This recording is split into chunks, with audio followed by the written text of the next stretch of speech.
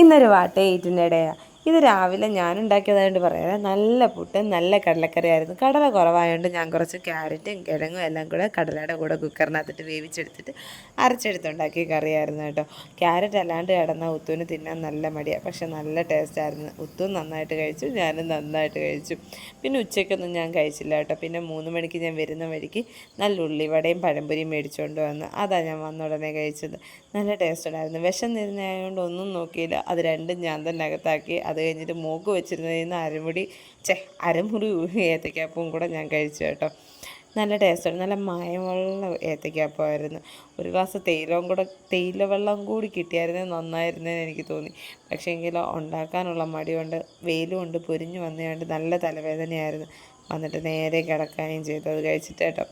പിന്നെ ഞാൻ കഴിച്ചതെന്ന് വെച്ചാൽ മോള് വന്നപ്പോൾ അനിയത്തിയാണെങ്കിൽ കുറച്ച് മാമ്പഴം ചെത്തിക്കൊണ്ട് വന്നായിരുന്നു. ഞാൻ ആ ടെറസിൽ തന്നെ കിടന്നുറങ്ങിയതാണ്. കുറച്ച് നേരം കഴിഞ്ഞപ്പോഴത്തേക്ക് ആ മാമ്പഴം കണ്ടപ്പോൾ ചാടി എഴുന്നേറ്റ് അത് കഴിക്കാനായിട്ട് പോയി. നല്ല ടേസ്റ്റ് ഉണ്ടായിരുന്നു. അപ്പോഴത്തേക്കും മോള് വന്നിട്ടുണ്ടായിരുന്നു. മോള് വന്നൊന്നും ഞാൻ അറിഞ്ഞതേയില്ല. അങ്ങനെ ഞങ്ങൾ ആ മാങ്ങയൊക്കെ തിന്ന്, നല്ല മധുരമുള്ള മാങ്ങയായിരുന്നു. ഞാൻ വരുന്ന വഴി ഇതും മേടിച്ചുകൊണ്ട് വന്നിട്ടുണ്ടായിരുന്നു. 1.5 കിലോ 100 രൂപയെന്ന് പറഞ്ഞപ്പോൾ മേടിച്ചതാണ്. പക്ഷേ എങ്കിൽ നല്ല മാങ്ങയായിരുന്നു കേട്ടോ. നല്ല നീലമാങ്ങയായിരുന്നു. എന്തൊരു മധുരമായിരുന്നു എന്നറിയോ.